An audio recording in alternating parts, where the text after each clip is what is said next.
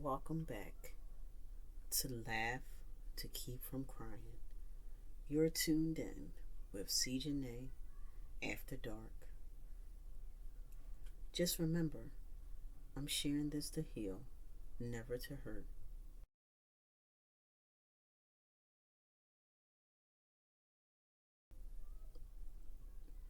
Just to recap, last time I ended by saying I had moved into my aunt's house, and that's exactly where I'm picking up tonight.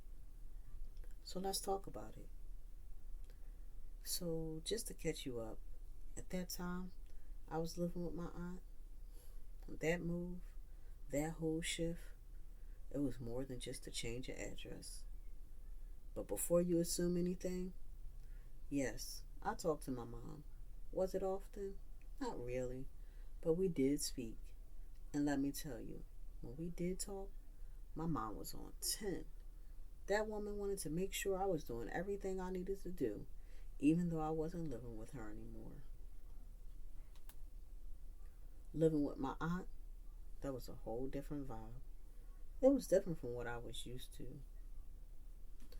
My cousin, her daughter, she was 3 years older than me. We had been tight when we were younger, but by the time I moved in, it wasn't the same. I still loved her. I want to make that clear.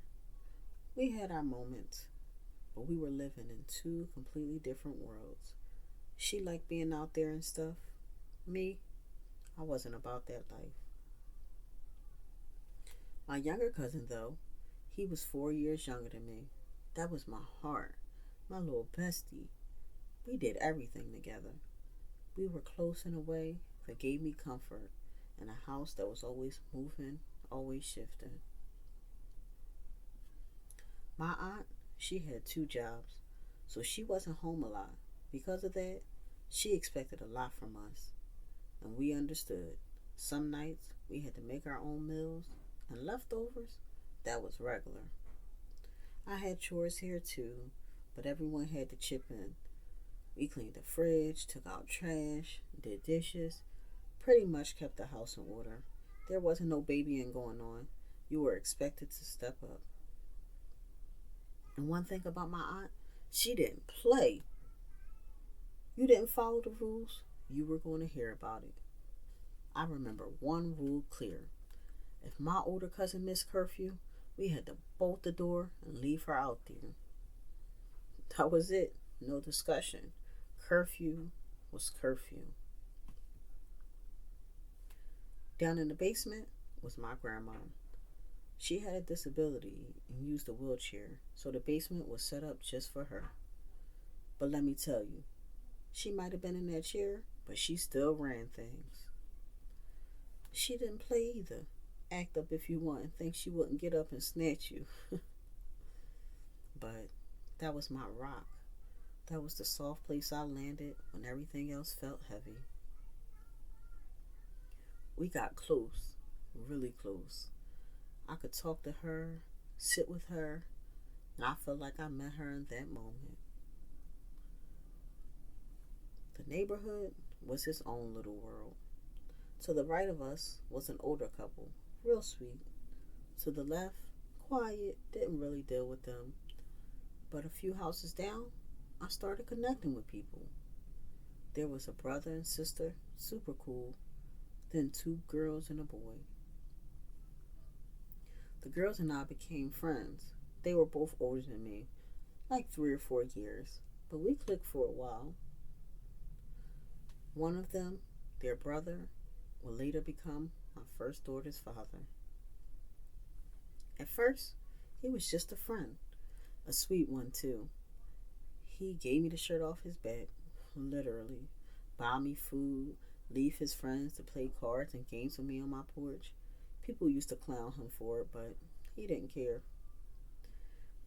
We were never really officially together, at least not yet, just close friends. But I'll get into that more in another episode. Now, not everything was sweet. I met some other people, but those friendships didn't last long. There was this one older boy, grown really, who tried to get with me. I was just a kid. I had come over to chill with his sister, and suddenly he's pressing up.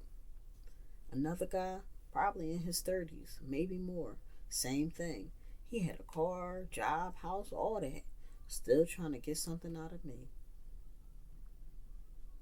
At that age, I didn't always know how to name what I was feeling, but it was wrong, and I knew it. Every time it happened, it chipped at me a little more. I started to realize some people weren't trying to know me, they just wanted something from me. So I became a homebody. I sat on the porch, stayed in the house, and started to recognize something in myself. I didn't like being around people too much. I never felt like I fit in anywhere. Not with friends, not at school, not even always at home. People were either fake, flaky, or funny acting. I trust them, they switch up. And it wasn't just friends. I even had family who treated me sideways. There was this one cousin on my mom's side. We grew up together. We were close at one point, but we had two totally different personalities. She didn't like doing what her mom asked her to do, whether it was showering, cleaning, whatever. Me, I thought it was normal to help, to try and keep the peace. I'd say, come on, just get in the shower. I'll help you clean up. But I'll never forget one day her mom said she wished she was more like me. That was it. Everything shifted after that. My cousin got mad, like I was trying to be some goody two shoes or something. But I wasn't. I was just trying to survive. I remember being in her house one night, and out of nowhere, she embarrassed me in front of all her friends, pulled my pants down right there, made me the laughing stock of her whole neighborhood. I never went back after that. I think that was the last time I even talked to her. And it's crazy because I think I blocked that memory out for years. But now that I'm telling my story out loud, it's all coming back. That feeling of being out of place, like I didn't belong anywhere, not even around the people who were supposed to love me. That's the thing about this kind of series. When you're telling the truth, it doesn't wait for you to feel ready. It just shows up. And either you sit with it or you run from it. But I'm not running anymore. Middle school, whew, that was a whole journey. There were friends, then there weren't friends, there were crushes, there were both, there was bullying. There was even this one school dance I went to in 8th grade with the popular guy at the time. He would later become someone I got into a relationship with. But that's definitely a story for another episode. That night, I fell at the dance, right there in front of everybody, and people laughed. I remember standing there thinking, even here, I can't just exist. It's not like I never had friends. I did. I made them easily. I could talk to just about anybody. But keeping them, that was different. That part, I never quite figured out. I don't know if it was because I was too young to do the work, or if maybe over time I've been through so much, it made me too sensitive, too aware. I started picking up on people's energy quick, and if something fell off, I pulled away, or maybe they did. I can't say I was never the problem. Maybe I was, or maybe I expected too much from people. I don't know. Even when I was younger, I'd be the one doing the planning, trying to hold things together. I remember always asking, you want to hang out? You want to come over? But I don't remember anybody asking me that first.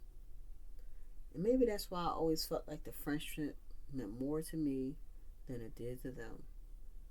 I don't know if I was drawn to the wrong people or if the right people never really had room for me. I had a best friend in middle school, one I thought would stick, but even that didn't last. I've gone through so many friends over the years.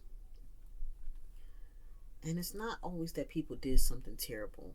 Sometimes they just disappeared, or I disappeared first. Sometimes I was too guarded. Other times, I think they just didn't see me the way I saw them. And that makes me wonder, maybe some people just aren't meant to keep what they didn't grow up having. Maybe I didn't know what to do with real closeness when I found it. Or maybe I didn't know how to trust it. I spent a lot of time wondering where I fit in, with friends, with family, and that includes the time I spent with my dad. I visited my dad sometimes. He was married, and I had two younger brothers from him. I used to want that one-on-one time with my dad. But my stepmom, she made it clear it wasn't just about me. She say, that's not fair to the boys. So it was always a group thing. He never argued about it. I always felt like he was siding with her. Being married now, I get it. I see things I didn't see before, and I understand why some choices had to be made. Still, at that age, it stung. I also had a cousin I was close to on my dad's side. She was 3 years older than me, too. My aunt, her mom, seemed strict, scary even. But honestly, my cousin had a lot of freedom. We'd be out talking to boys around her way, on party lines, doing things we had no business doing. And when she had a crush, she tried to match me up with his friend. That never sat right with me. I could tell every time it wasn't about connection, it was about what they could get. Why was this always the case? Even in those moments, something always felt off. So yeah, the switch up was real. I went from a space that was chaotic, at least for me, to one that demanded a lot out of me, emotionally and physically. I was happy I got to live there. Still, I had to grow up quick, figure things out faster than I should have had to, and deal with people who didn't always have my best interest at heart. But through it all, I kept going. I stayed me, even when I didn't feel like I fit in anywhere. I held on to the quiet peace inside that told me, you still matter, you still have something to say, and you're still worth being seen. And now, here I am saying it. Well, that's it for this episode. Thanks for listening to CJNA After Dark. If this episode hit home or made you think, go ahead and subscribe so you don't miss the next one. And don't forget, new episodes drop bi-weekly for now. Until next time, keep laughing to keep from crying.